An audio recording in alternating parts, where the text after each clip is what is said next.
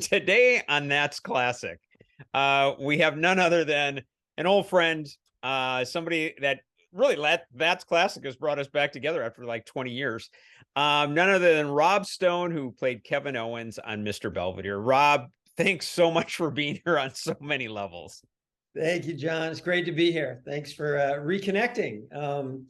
It's been a minute. It has been a long time. And just so if anybody's wondering out there, hey, how do these guys know?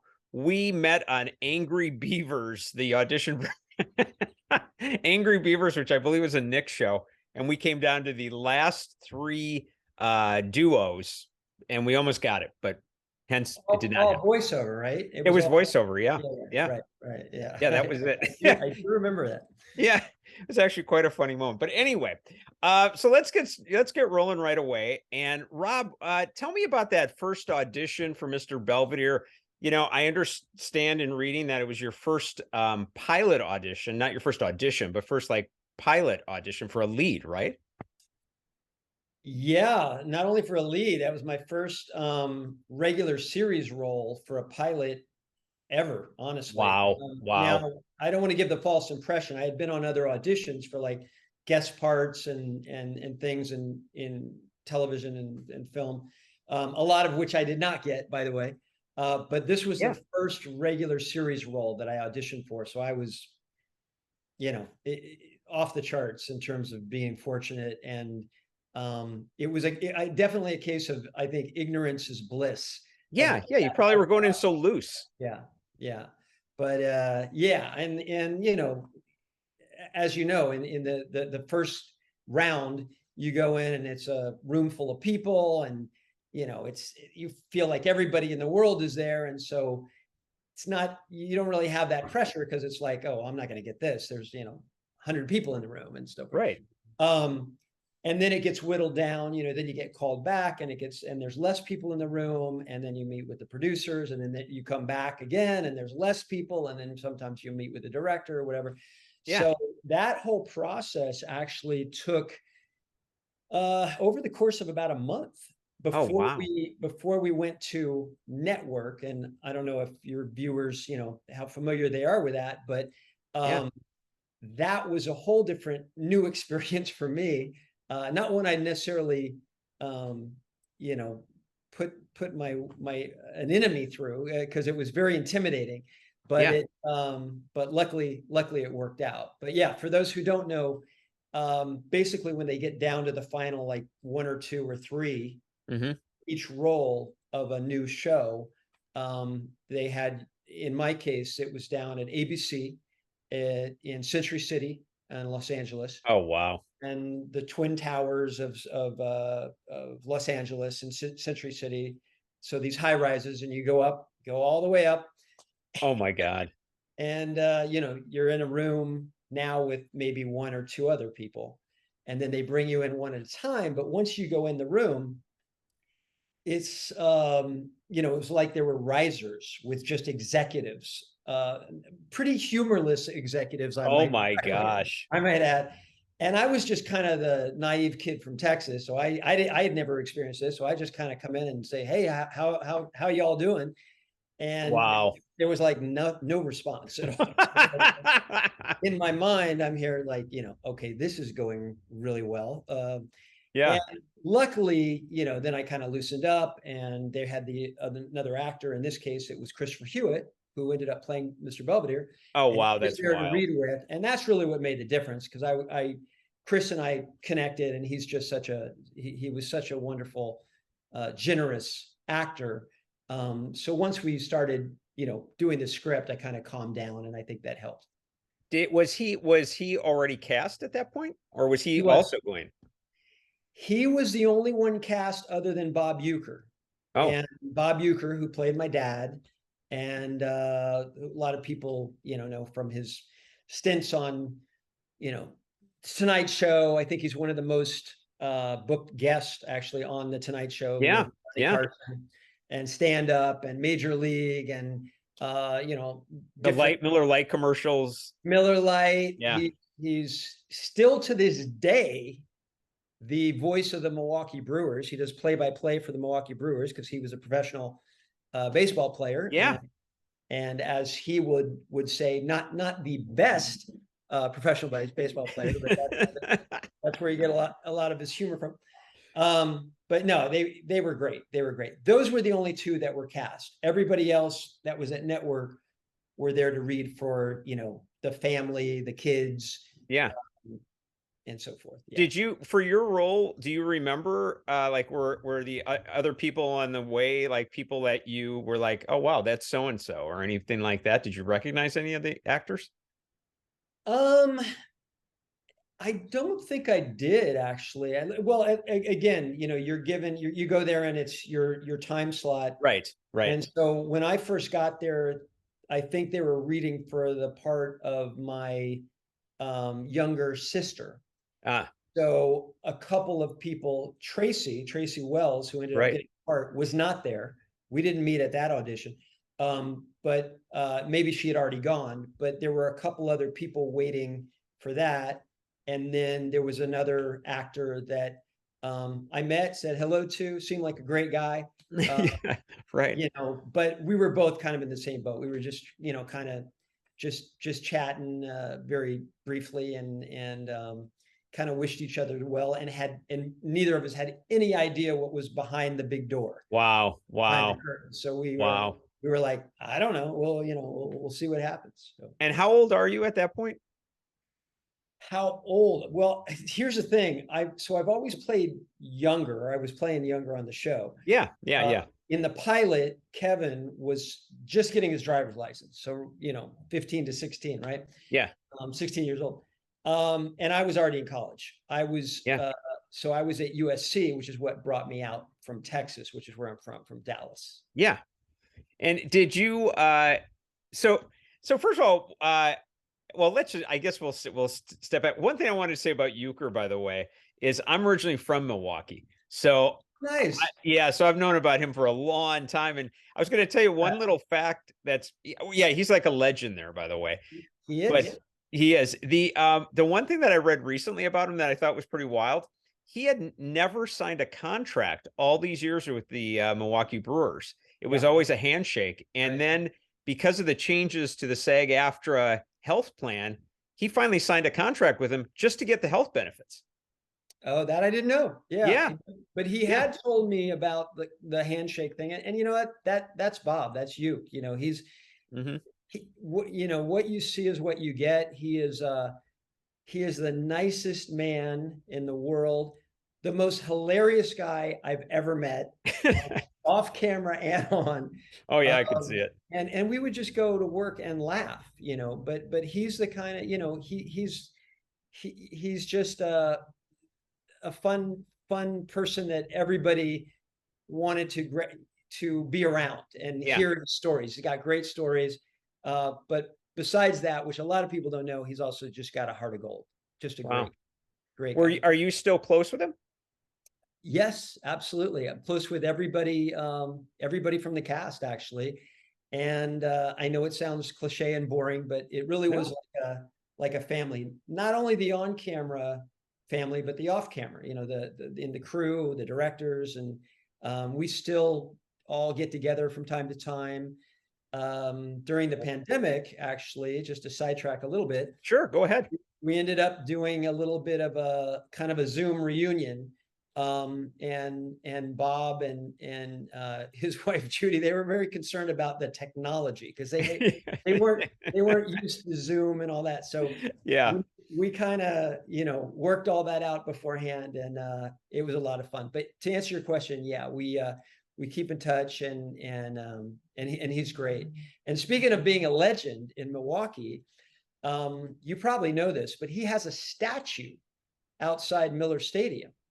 And that, you know, I don't know if I did know that, and I should know that, but you know, obviously I have family there, but I'm not living there. You know, I live in LA. So yeah. It was such a treat and I was very honored, but he invited me and you know, the cast out when they did the unveiling. Oh, wow. And he said, Rob, you know, I'm getting a statue. He's like, I'm not dead, but I'm, you know, they give me a statue. And so, anyway, it was amazing. And like, I think Bob Costas was the master of Oh, ceremonies wow. at Hank Aaron was there, Oh, cool. and his wife who sang, by the way. I mean, it was, the whole thing was just a really amazing tribute to Bob, and he definitely deserves it. Oh, Great. that's pretty cool. That's Yeah. really cool. I'm glad to hear that you guys are all close. I mean, I do hear that from other people that I talk to, but not everybody. Not everybody is that, you know? Well, you know, it's interesting because at the time that we were doing the show, I had some, some other peers or friends that were on other shows, and Mhm. a lot of my friends had nothing to do with entertainment, but Sure, sure. the ones that I did know that were on other shows, I would hear different things, and they Mhm. would always, love the experience, and were grateful for the experience, but sometimes, especially if everybody was in the same age range, let's say, or Mhm. if everybody was in their 20s or whatever, it tended to be a little different, as opposed to in our situation, we were a family. And so we Mhm. actually had, we ran the gamut from Christopher Hewett, and then we had Bob Uecker, so there was that balance there. But Yeah. then we had the kids, and it really, I must say, it was a pretty egoless set, and both on camera and off, and we were just excited to have the work, first of all, Yeah. and Yeah. we just felt very lucky for what we were doing, and had fun.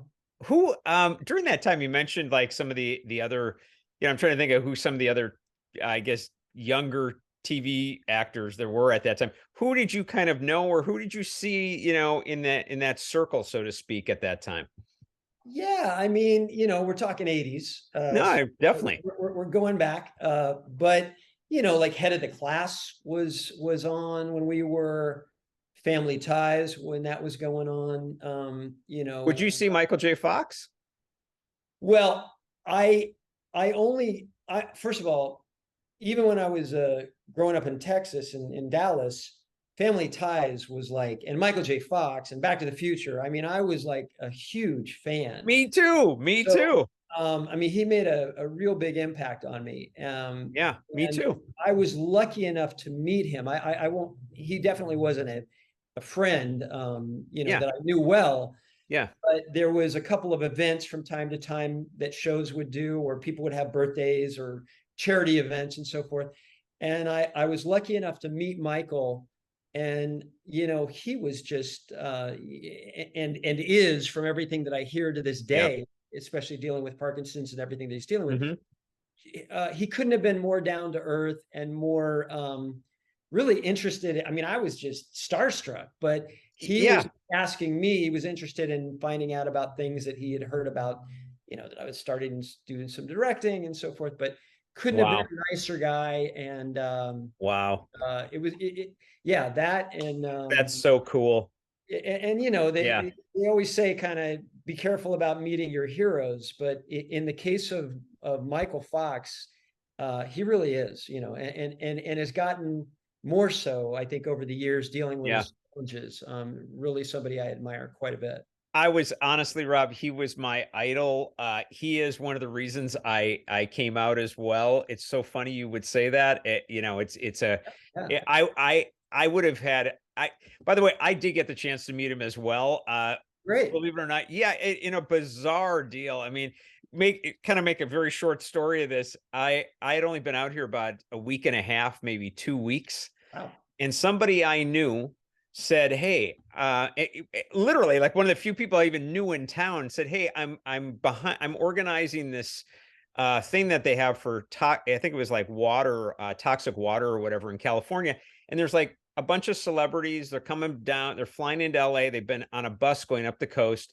Would you just Wow. help me when they arrive to get them, to wherever, I'm this guy from, Milwaukee, Wisconsin. I'm like, yeah, sure. But I have no idea what the heck I'm even saying yes to. But Right. I'm like, hey, I'm in LA, whatever, I'm open.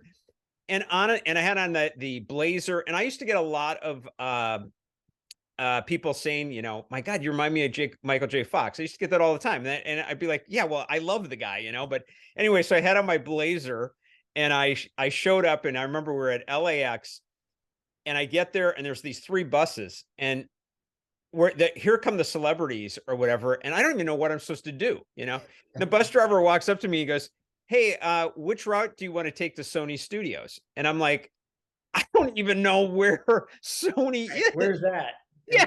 I This is go, before there were like GPSs and stuff. exactly. So he looks at me and he goes, "Oh, just get on the bus." So I go to get on the bus. Well, Michael J. Fox is getting on right behind me. And I'm like, "Oh my God." And I just sit down. I'm just like, I can't even deal. And Rob Lowe is behind me. I got Michael J. Fox across the way. I mean, Jane Fonda was on the bus. I'm Wow. like, so here I am 2 weeks into town, and I'm like, how is this even happening? You're So like, oh, this happens every day in California, right? exactly. I could have moved here, a long time Yeah. ago. So I get off the bus. The bus makes it to Sony. I get off the bus. I rise up. Michael J. Fox is a little ways behind me. He comes up behind me, and I turn, and he's there, and he goes, "Wow, if it isn't another Michael Keaton or whatever it is." Alex P. Keaton. Alex P. Keaton. Thank you. Yeah. Alex P. Keaton. And he goes, "Look at this guy." And there's Rob Lowe going, he goes, "Oh my God, it is." And I was just dying, man. I was dying. That's So, great. but That's so cool. yeah, so I got off the bus, and he, you know, everybody was saying thank you for all the help and everything else. And he says, hey, you know, sorry to give you a hard time or whatever. And we ended up getting a photo together, and he was like the nicest flipping guy in the world. Yeah. So I know That's what you're saying. He really is that genuine. Yeah, that's awesome. That's You know, great. weird moments. Cool I don't know, opportunity. man. Yeah. But so let's go back. We segue. So on the show, so you get going, and then I understood that in the 3rd season, it looked like, well, that's the end of it, kind of thing. And then you what's that whole story? Because am I correct on that? You almost went into cancellation or something like that? Oh, we were canceled at a certain point. We Oh, were, you really were canceled. That's yeah. not. Oh, Well, wow. I mean, that's the word that we got. I think it was actually in our 4th season. If I could be wrong, you may be right. But basically, I mean, just to kind of put this in perspective. So we were a mid-season replacement Mhm. originally. And as you know, when you do a pilot, most pilots don't end up going, to Yeah. series. So Right. that was the first hurdle. I mean, we were all kind of looked at, or at least I did, as like a week's work, and I was grateful for that. And I was Wow. just really happy to, meet all these people, and it seemed like such a great thing. And I remember thinking distinctly, it's like, oh, well, too bad this is only going to be a week. I mean, these people are great, and it should be so much fun to do. And then when we got the pickup to series, we were all just beside ourselves, and that was great. But Wow, that's wild. especially early on, we weren't exactly, it wasn't like a Family Ties or a mainstream success from the get-go. Yeah. It's like we got traction as the audience. We were like an audience favorite a little bit, Mhm. or got to be that way. But I mean, we would have our pickups at the time. And this is back when, by the way, there's only like 3 networks. Yeah, exactly. Good times. But at the time, they would, a full season was 22 episodes. Mhm. And so I think in our first 1 or 2 seasons, we would get like a half a pickup. So we do like 6 episodes with an option to do 6 more, and then do 6 more. And Oh my gosh. yeah. And then once we kind of started getting some traction, and the audience really responded, then we were starting to get full pickups, and we were like, oh, fantastic, this is great. But to your point earlier, for whatever reason, we were all kind of shocked, because they said, hey, listen, I don't think you guys are coming back. And we were hugely disappointed, because we had, again, gotten to be like this family, and it was so much fun. Oh my gosh. But we thought that was it. Everybody kind of went on hiatus, thinking, okay, well, we're going to go off and do our own things now. I was actually cast in a play. Theater is kind of my background, and I was doing a play. And when I got that news and thinking, okay, well, this is it. And then it was not so much, you know, a lot of people responded to letter writing campaigns, I guess. Oh, wow. But for whatever reason, and we were like the phoenix, you know, rising from the ashes. And they said, no, listen, we want to bring you guys back. But we were, I think, pretty much officially canceled at one point.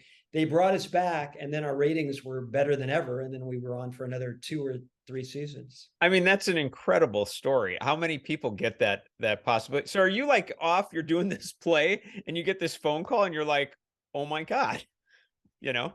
Yeah, well, and not only that, but there may have been a strike or something that was looming, so they were a little worried about that. So not only did we end up getting a pickup, but they were going to bring us back early from the hiatus to kind of bank some shows, to film some shows just in case the strike went through. And so I actually ended up having to leave the play a little early to come back and do some episodes. So yeah, it was an interesting time for sure. Yeah, yeah. You know, it's so funny though, with all that, like, oh, we'll give you 6 more or you're canceled, whatever. It must have kept you kind of humble as well as an actor. You know, some people get a big head, they've got the series and everything like that. It might have been a nice blessing. Yeah, I mean, no question. I mean, again, we were just really, we never really took ourselves too seriously, I don't think. We took the work seriously, and we all worked hard, but it was, again, the environment that we had. On one hand, you had Christopher Hewett, this amazing Tony Award-winning actor, director. Peter Pan, wasn't it? Peter Pan, wasn't it? Exactly. Yeah. Captain Hook. Peter Pan with Sandy Duncan, I think. Right. And had directed everything in the theater, and classically trained.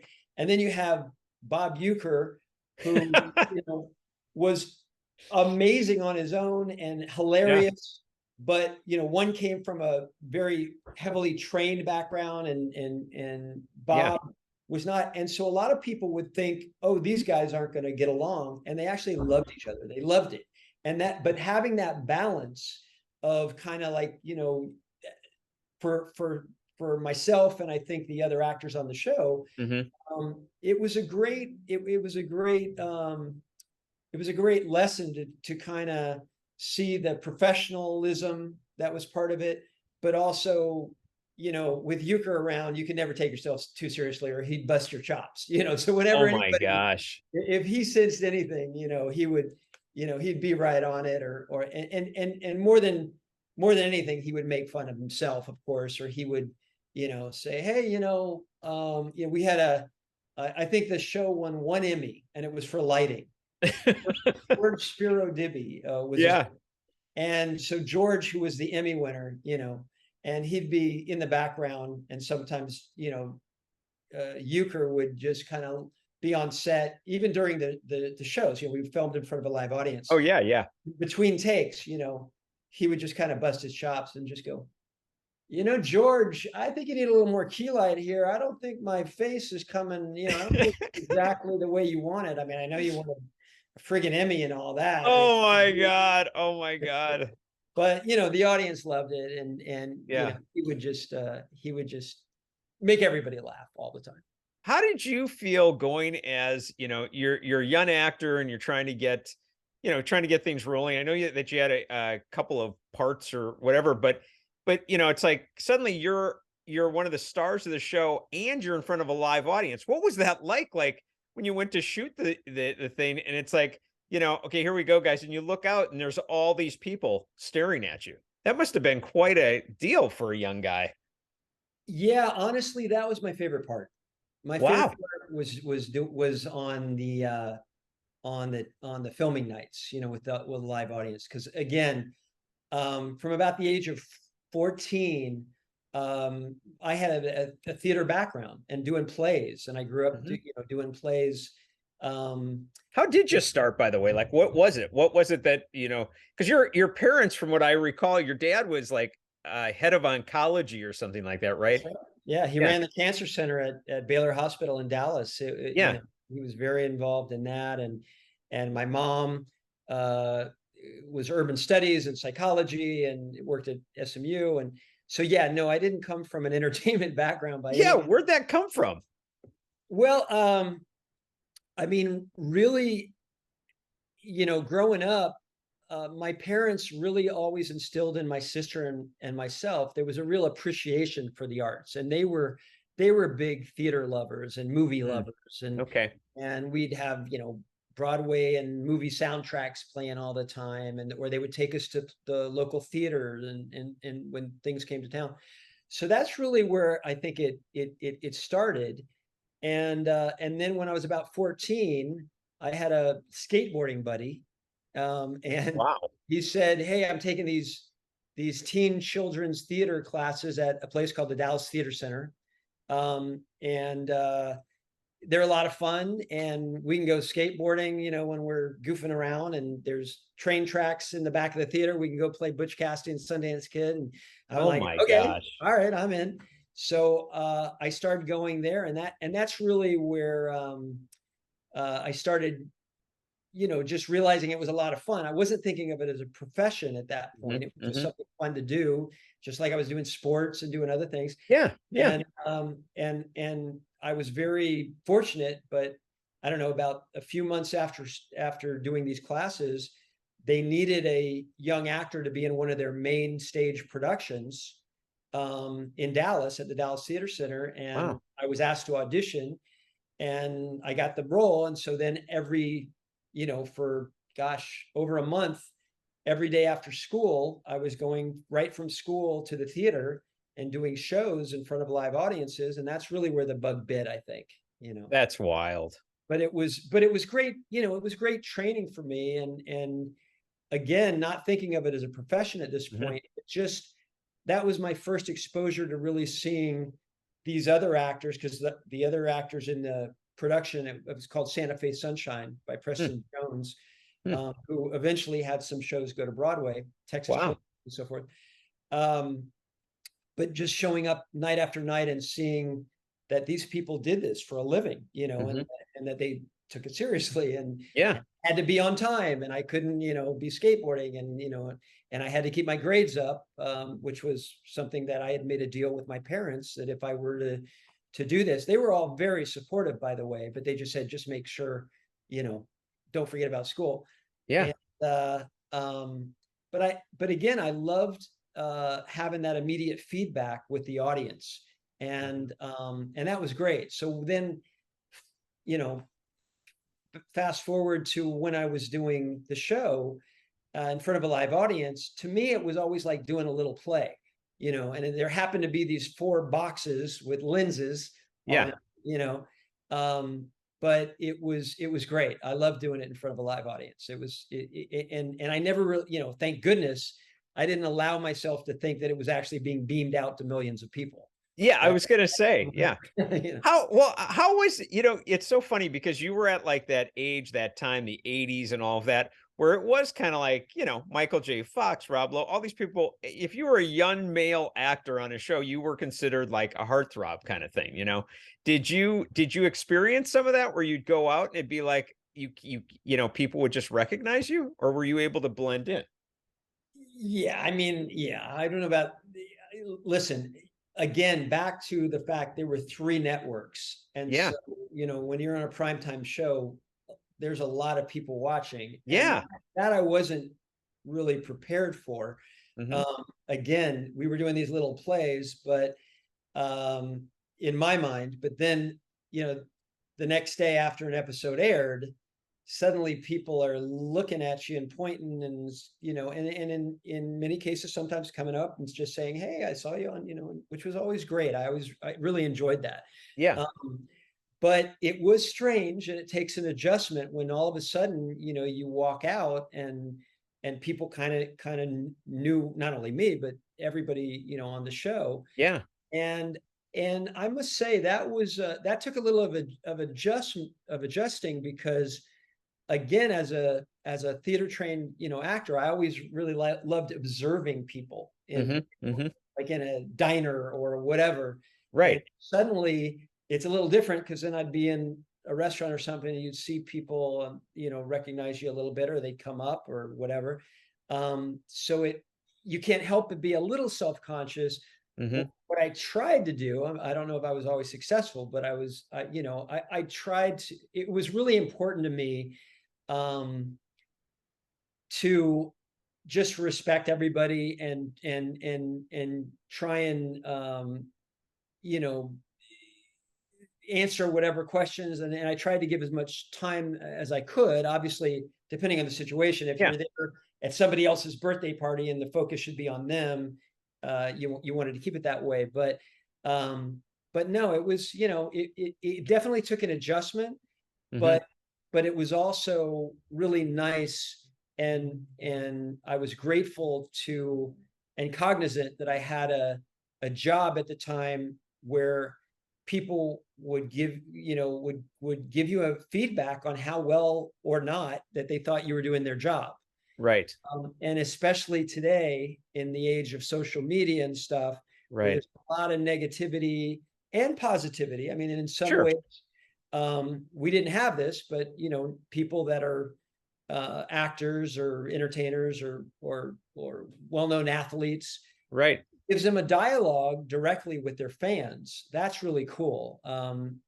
But as we all know, there can be a dark side to that Oh, too. of course, of People can course. just be really negative and so Yeah. forth. But in my case, you know, it definitely took an adjustment, but it was something that I tried to keep in mind, that this is not, you know, going to last forever. Hmm. And remember who you are, remember where you came from. And really that was less me than I think the values that my parents, you know, kind of instilled in us as kids. Yeah, you were. I mean, honestly, I look back on that time. I mean, we were talking about Michael J. Fox earlier. I mean, even he had moments where it was like, you know, he's drinking too much, or Rob Lowe had the issue with women, all these things. You were one of those guys, though, that really kind of maintained a very clean image. You know, you kind of stayed who you are, and you know, that's, you know, as we both know. I mean, I'm sure you've seen plenty of terrible situations. That's awesome. You did that. Hey, I've got the bottle of scotch just off camera. No, I mean, listen, I, you know, again, you know, I listen, everybody's a little different, but Yeah. to me, you know, it was just, trying to keep in mind, again, I think I was very aware that this was fleeting, Hmm. and I tried to make the most of an opportunity. And also, to be honest with you, I was just interested in other things and in learning, and I had early interest in directing Hmm. and writing, and so, you know, I just was pretty focused on all those things. So I had, I think, less distractions. And again, I think I came from a very strong, I had good people around me, and I Yeah. came from a family that, you know, we were close, very are a close knit family, and so it helped me, you know, kind of stay on course a little bit. I hope, you know, others may not, you know, there may be others out Yeah. there that have different opinions, but Yeah. No, I'm sure. I'm sure. I yeah, mean, I remember when we met, I always thought that about you. Just, you know, you well, just kind of appreciate keep it it. togetre. Hey, Appreciate it. I'll send you the check after we're oh, done. oh, believe me, it'll be big. Anyway, so the other thing you were mentioning about directing, so I had read that you did a couple of short films while you were still doing Mr. Belvedere, and one of them actually was with Christopher Hewitt. Yeah, Um, that's how right. did, yeah, how Yeah, did that that was, come about? yeah. Well, I was always writing and directing these short films, and just had a strong interest. I was always interested in behind the scenes. So, you know, and again, this was before the days of social media and Entertainment Yeah. Tonight and all those shows. So, but you know, I really had a strong interest and just wanted to learn. And being at USC, I tried to take advantage of that. Hmm. Um, there were, I would audit different classes, even though I was in the BFA theater program. There, I took film courses and was trying to learn. So I would write and Yeah. direct these short films, and then while we were doing the show, when we were on hiatus, in the summers, I would make these short films, and a couple of them got some attention. And I was very honored and asked Christopher if he would be in one that I wrote called The Sidewalk Motel, which was kind of a docudrama, actually. It had narrative elements to it, but it also had some real life people. It was actually about the homeless and young people out on the streets and so forth. And Christopher was amazing. And, you know, because we didn't have much of a budget, you know. Right. He just did it just to be there. And God bless him, you know, he never complained, and he, you know, we didn't have the big trailers or anything. We'd get him a chair and he'd hang out well into the night and early mornings. And yeah, he was just fantastic. And it was a great experience and a great way to learn. And speaking of that film in particular, we then showed it in theaters, and as a way to use it as a fundraiser to help the homeless. And we called it the Canned. You've heard of the Cannes Film Festival? Yeah, of course. We called ours the Canned Film Festival, where the only admission to these screenings were to bring cans of food. Oh, wow. We would donate that to like a food bank, and we showed it around the country. They had us at Washington, D.C., and Christopher came to some of those screenings, which was really special for Q&A. And wow, it was great. It was really, really fun. Is that also the film? I mean, I was kind of blown away by a lot of things that I read that you've gotten yourself involved with. I saw that Bruce Springsteen performed oh God, what is it? I Ain't Got No Home. Wow. Yeah. Done your research. Yeah. I look. Yeah, what's up with that? How did that come about? I mean, that's a big deal. I mean, Bruce could not have been he's huge now. He was monster then.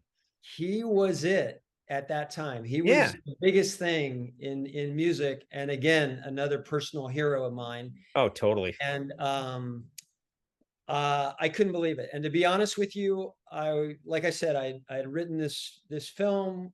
We were in post-production. We were editing the film. Yeah.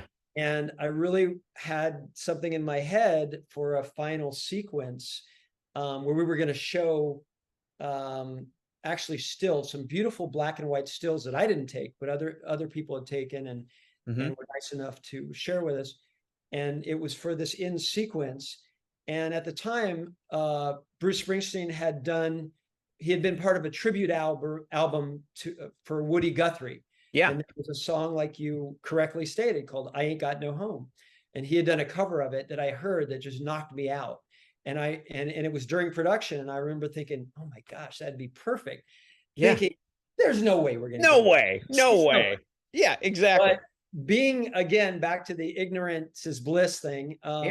You know, I wrote a letter, and I told him about the film, and I had found out who his management was, and I wrote this letter and told him what we were trying to do with the film to raise awareness, and we were going to use it as a fundraiser and blah, blah, blah, thinking he's never going to see this, right? Exactly. The manager's like, is there money? Forget it.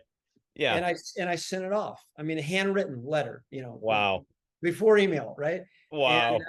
And I sent it off, and about, I don't know, 4 or 5 weeks later, I got a call from Barbara Carr, who had responded, and actually through my manager, and Barbara Carr, who is part of his management to this day.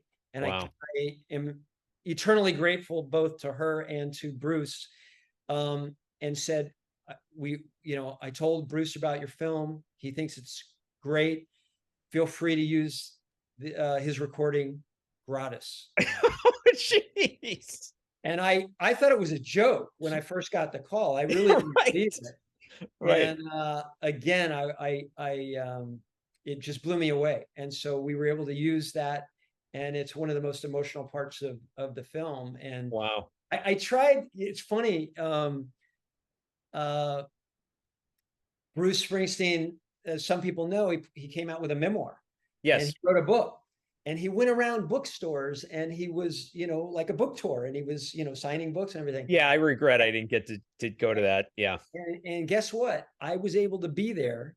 No. I was lucky enough to meet him, but it was very quick, right? Because Yeah, but still, what did you say? Well, I mean, the main reason I wanted to do it, besides, I loved his book and Right. huge hero, but was to thank him, for allowing us to use that in the film. Now, again, not much time. I kind of, first thing I said to him was thank you, for your music. And I mentioned Barbara Carr. He couldn't have been nicer, but again, we didn't have a lot of moments. He probably didn't grasp everything. Yeah. But if anybody out there knows Bruce, please tell him that I am eternally grateful for that, because he was just awesome. He was great. That's so cool, though. You had the chance to say it in person. I don't care how much of it went through to him or not. Yeah, That's big. Yeah. he again, like Michael Fox, he was incredibly grounded and seemed genuinely happy to be there to meet all his fans, and Yeah. everybody. Yeah, that was That's a cool. special moment. Yeah. Very cool. I noticed I looked through your like all the documentaries that you've done and everything like that. You always latch on what I would call a big dog. I mean, you've got Candace Bergen, you've got Richard Dreyfuss, you had Dennis Quaid, Billie Jean King. I mean, not everybody gets that. I mean, that's pretty cool. How did you set in mode, like when you're doing the documentary, you're hearing that voice and you're thinking, this is who I would really love to be part of this? Pretty much. I mean, for instance, with Dennis Quaid, I one of my favorite movies of all time was The Right Stuff. Is The Right Yeah. Stuff. Yeah. And I had seen him in that. We were doing a project with the Blue Angels. We're doing a current project, which I can tell you about later. Yeah, please. But anyway, we were doing a documentary on the Blue Angels on their first European tour, their first time to go overseas in over 20 years. Wow. And some former Eastern Bloc countries. We went to Bulgaria, Romania, Russia, everything. It was a historic kind of thing. And as we were putting it together, and again, because I love The Right Stuff and I loved his character in that. Yeah. And again, thinking, there's no way we're going to get him. He was my first choice, but I would love for him to come on and be a part of it and be the host. And he did. I wrote him a letter and told him what we were trying to do.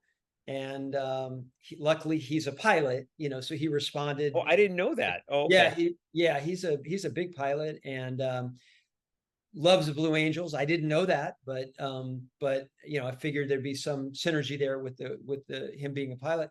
Yeah. And he was nice enough to come aboard, and he was our host, and so it worked out. So yeah, to answer your question, that's exactly right. And same with with each project, and it's not always. I mean, I've been incredibly fortunate to work with some amazingly talented people. But it's really more about the subject matter and finding what I think is a good fit. And then I'll certainly ask, and they can always say no, right? Yeah. And Are you directing them in these sessions? Like with Dennis? When they narrate, Yeah. when it's Candace Bergen or Richard Dreyfuss or any of these people that have been part of it. Yeah. I mean, as far as it was his documentary, but with it, like in those instances, we filmed some things with both Candace and Dennis, and we did openings and closings and different segments and so forth. And they were great. They were amazing and very generous with their time. And with Richard Dreyfuss, that was a project really about medical education and about Sir William Osler, who's kind of the father of modern medicine. And he had an interest in that. And I just kind of heard his voice. I think he's a great actor. And I do too. Reached out, and he identified very much with the subject matter and said, hey, if you can meet me at this studio where we did the voiceover, the narration. Wow. And we went through it, and he was terrific. Have you now in those moments? I mean, I'm a guy from Milwaukee. I mean, you're a guy from Dallas growing up, whatever. Yeah. When you're in those moments, I mean, even though you got it, you're the professional, you're directing. Do you ever kind of pinch yourself a little bit and go, I'm sitting here right now directing Dennis Quaid, or I'm directing Candace Bergen, or is it just like it's another actor kind of feeling? Every day, honestly.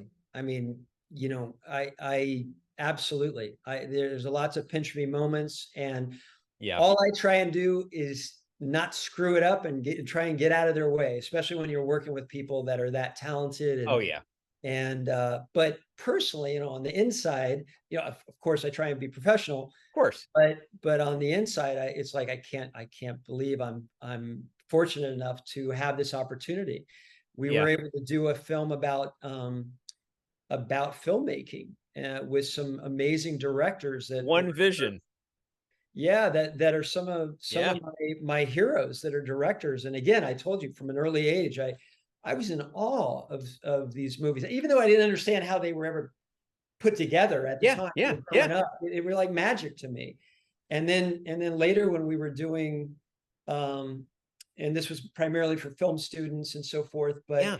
and to be able to sit down and have someone like Ron Howard or Martin Scorsese and being able to pick their brain a little bit about why they love to do what they do. What a dream, Rob. What a dream. I mean, listen, I still can't believe it, but Yeah. it was, You also left out Tarantino. Wasn't Penny Marshall in there? I mean, come on.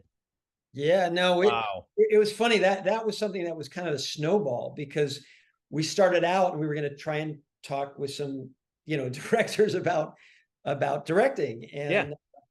And of course I put together a wish list thinking, okay, if we get one of these on the wish list, this is amazing. I'm golden. Yeah. And we got our first, so of course, we wrote letters again in my team, and we reached out to the assistants and everything, and got a lot of no's at first, or not even no's. I mean, everybody really loved the idea of what we were trying to do and to help future filmmakers. Yeah. It was more like schedules. I mean, you can imagine these people are very busy. Constant. Yeah. And then lo and behold, we got our first yes from Andy Davis, who directed The Fugitive with Harrison. Oh God. Great Yeah. movie.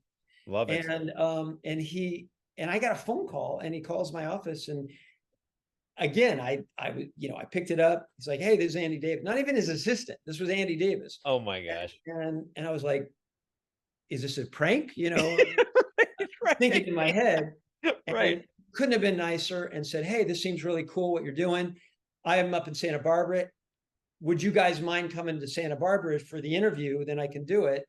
And I'm like, let me think about it. Yes, absolutely. We can be there tomorrow. And he was great. And then once we kind of got that first, then more people heard about it, and then it snowballed, and we ended up, like you said, working with some of the best, filmmakers of all time. And it was, and again, I was just happy to be there and tried to not screw it up, and ask some questions that would allow them to talk about what they love. And it was really a amazing opportunity. Oh my God. I'm sorry to be sitting there with Scorsese and like it's over and you're just like, saying, well, thank you or whatever. And he's walking away and you're watching him thinking, that was Martin Scorsese. Come on. No, I still can't believe it. I mean, and in his case, I mean, we met so many wonderful filmmakers, and they're all brilliant, right? Of course. But you check out any Scorsese interview where he's talking about film, he just talks differently than anybody. I agree. It's so part of who he is, and it was pretty magical, and just amazing to this day. Oh my God, that's so freaking cool. There are a couple other things. Going back to Mr. Belvedere, you had a lot of guest stars that were on there that I saw. I saw Willie Garson, who actually I recall from voiceover. Actually, was around during that time. Jason Bateman, Donna Pescow. Did you have a sense, like, were they already pretty well established at that time or not? I'm trying to remember. Yeah, the ones you mentioned were, except for Willie, who I didn't know when he first joined, and he was like my character's best friend on the show. Right. And unfortunately we lost Willie. I know. And Willie was just the best. To know Willie was to love him. I mean, he was just a fantastic human being. We became really good friends during the show. He was on many times. And then off when the show ended, we still maintained friendship, and we both were into tennis and played some tennis and everything. Oh, I didn't know he played tennis also. Okay. Oh yeah, yeah, and Oh. and his son to this day, you know, is a tennis player, and he was the greatest. So really miss him immensely. Just a great guy, and again, another person on set who would just make everybody laugh, and he was Yeah, everybody's best friend, you know. But yeah, you're right. I mean, Jason Bateman, Donna Pescow, Kay Lenz, Oh yeah, who that's was right. kind of in Caitlin. the older woman episode. Yeah. Um, we had, yeah, so many amazing, Wow. you know, guests that would come on, and as a cast, you know, we just loved the opportunity to be around them, hear some of their stories, and it was great. That's pretty cool. Now, the other thing that I got to mention is tennis, because tennis obviously is a very big deal for you. Because your Twitter handle or whatever, I think that you call out is like even has tennis in it. So what's up? What's going on there? You know, were you like a tennis maniac in Dallas and this transformed? What is it? Definitely not in Dallas. Okay. I always played, but really just with family, friends growing up. Yeah. And you know, was on my high school team, came out to Los Angeles, didn't know anybody who played tennis, and you know, I was doing other sports and stuff, but Yeah. um, uh, really didn't pick up a racket for a long time, except when I'd go back to Dallas and play with friends. But Yeah. then I met some people out in California and in LA, and that were into tennis, and I started playing again. Yeah. And that's when I realized how much I missed it. And I, you know, again, we could go a long time on this, but but and as far as my, you know, if you ask my wife, she would say I'm slightly obsessed, but I just love it. You know, for me, it's Yeah. just it's a great release. It's a you know, I love, I play some tournaments and leagues and all sorts of stuff.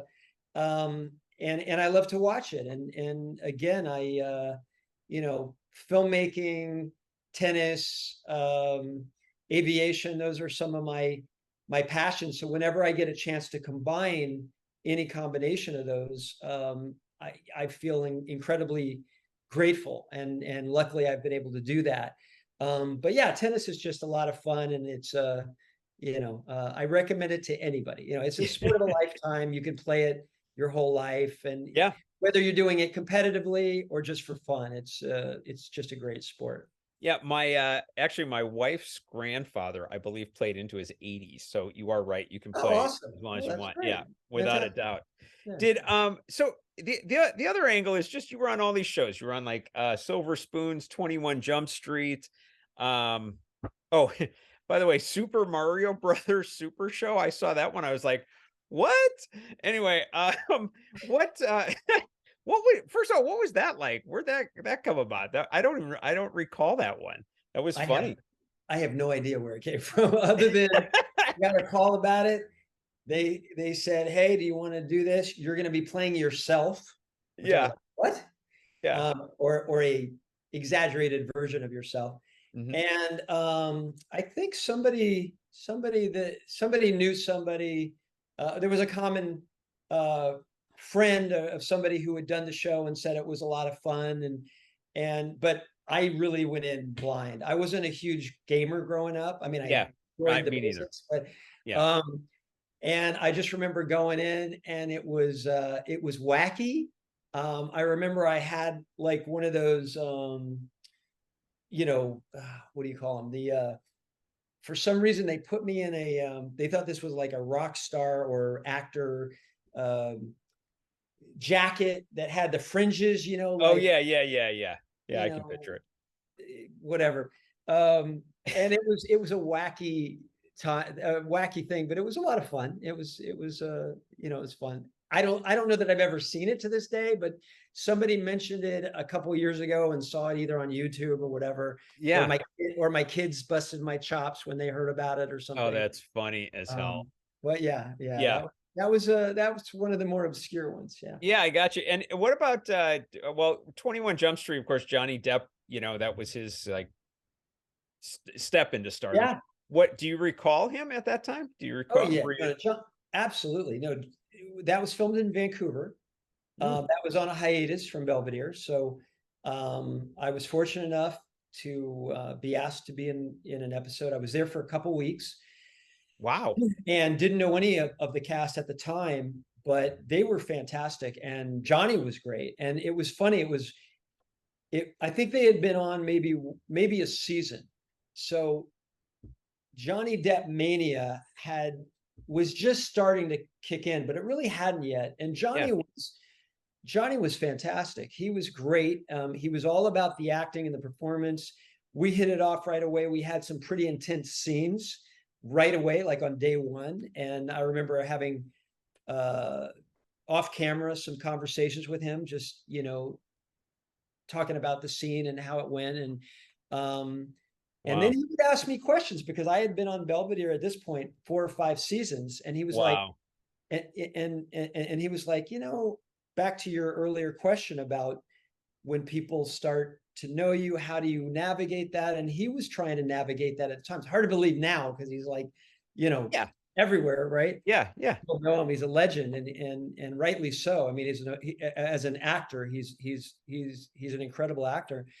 But it was interesting because he was asking me like, what was that like? And I was like, Johnny, you're experiencing it right now. And I would, we would all go to dinner. We would all go to dinner, the whole cast. Wow. Dustin Gwynn, who's a friend to this day, who was also on the show. Oh yeah, sure. Peter DeLuise. Yeah, Dom DeLuise's son. That's right. Yeah, exactly. I mean, the whole cast, but we would go out, and again, I had never been to Vancouver, but that was kind of their second home. Yeah. And it was a one camera films show, which was different than what I was used to. Oh yeah, of course. So, yeah. It was a great way to learn. And again, it was a different role, very different than Kevin Owens. Yeah. Very dramatic, and it dealt with some pretty serious issues, but I loved it. It was a great chance to just kind of exercise some different acting muscles, and the people were just very generous, and welcomed me. And Jason Priestley was also a guest on that episode. Oh, come on. We became friends. He was thinking at the time, he's like, "Hey, Rob, I'm thinking about possibly moving to LA. What do you think?" I'm a little nervous. And I'm like, listen, you should give it a try. It's great. I mean, other people did too, of course. But that's when we became friends, and he got to LA. We, I don't know, a week or two after he was out here, we would go and shoot pool and just grab a burger or something. And oh, that's crazy. And of course, this was before Beverly Hills 90210, but yeah. He also did, before Beverly Hills, he did a pilot, and I think it went for a little while, called Sister Kate, and that was on the sound stage that was opposite ours. So we actually got to see each other a lot. And then that, I guess, didn't get picked up or whatever. Yeah, I remember the show. And he was really bummed. He was like, "Oh no, maybe I shouldn't have come out here." And then, like 2 months later, he gets this little show called Beverly Hills 90210. And he's iconic. Yeah. Well, talk about a brotherhood. He went on with his directing career. So that's pretty wild too. Yeah. And he was also, I think, originally from Vancouver, but he's definitely from Canada. Yeah. Wow. By the way, did you direct any of the Belvedere episodes? I did. I was very fortunate, and was able to direct. Again, it was a very nurturing atmosphere. And even when I was there as an actor, I didn't spend much time in my dressing room because I was always interested in what was going on the set and watching the directors and how it all worked, and probably bugging a lot of people, "Oh, what do you do? And what do you do?" But they were very, it was a very safe and creative environment, and they encouraged that. So wow. I was able to even sit in the booth, which is like a taboo, right. In the booth, because they always say never let an actor in the booth, because that's where they all talk about you. Right. But the creators, the producers, the directors that we had, they knew that I was interested in directing and had done these short films and were doing these different things. So they were great. They would allow me to learn that way and take advantage of the opportunity, so that when I got my shot and I was able to direct on Belvedere, you know, they were my biggest cheerleaders, which was just really awesome. Did you just ask, or did that kind of like get signed into your contract, or how the heck did you get that chance? That's a awesome opportunity. You know what? I'll be honest with you. In the back of my mind, it was always something that I would love to do, but I was also intimidated because it was like, again, we were like a family. And Right. you know, I was like, is that going to change the dynamic? Yeah. And to be honest with you, Don Corvan, who was directing a lot of the episodes at the time, wonderful, wonderful director and person, and loved movies. So we would always talk movies. Oh, Rob, what movies did you see this weekend? And we'd Yeah. compare notes and we'd break them all down. And he was the one who actually went to bat for me and said, you know what, you should do this. You should try it. You've been in the booth. You've been, you know everything, or you've learned a lot. Oh, that's cool. And he's the one who went. So I really have him to thank for that primarily. And he went and approached the producers and said, I think we should let Rob, direct. And Oh, luckily that's cool. the cast was took pity on me and didn't bust my chops too much when we were doing it. But God, what a yeah. rare opportunity. That's huge. No, it was fantastic. Two last things. One, Yeah. I see in there, it says, now I could be wrong, but I swear it said that you were in a band, which I didn't. Is that true? Were you in a band at one point? I was in a band, but it wasn't a professional band. This was like growing up in high school. Oh, okay. Did you sing? I'm a drummer, but I did sing. And so for our band, which funny enough was called Five Card Stud, I did not come up with the name. Thank you. So, let it fly. I know I'm going to get a lot of flack. Believe me, I've gotten a lot from my kids. But yeah, that was our band, and we would do covers. We did like classic rock and stuff, and I would sing.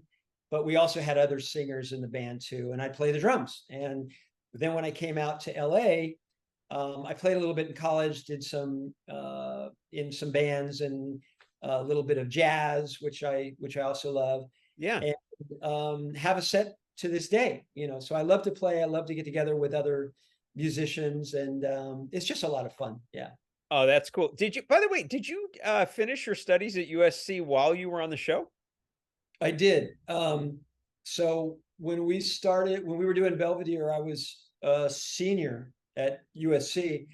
And because there was only, in the program that I was in, there was 15 males, 15 females. And we were a very tight-knit group, and I'd been through years with this group. And it was very important to me to graduate with my class. Sure. And so they were very kind to me and allowed me, while I was doing the show, like I think once a week I would come down and I'd turn in a paper, or was able to do some things. Again, we didn't have remote learning, so I couldn't. Right. Exactly.